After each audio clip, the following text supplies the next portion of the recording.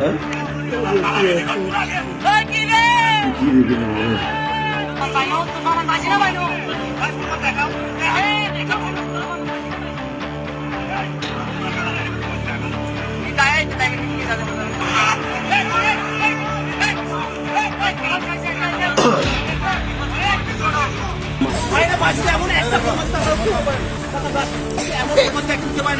আমি এখন বলুন তো আপনাদের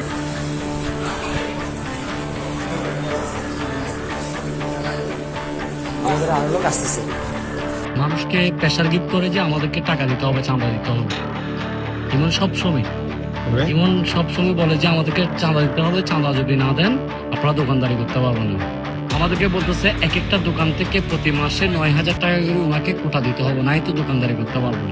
ছাত্র সমন্বয় ইমন আর রাফি। আপনি কয় টাকা দিচ্ছেন? 2,000 টাকা নিয়ে গেছিলাম দেওয়ার জন্য, পরে দিব এই টাইমে বড় ভাইরা যায় আটকেছে। ওদেরকে? হ্যাঁ, ওদেরকে আটকা ওকে ওখান থেকে নিয়ে এসেছে।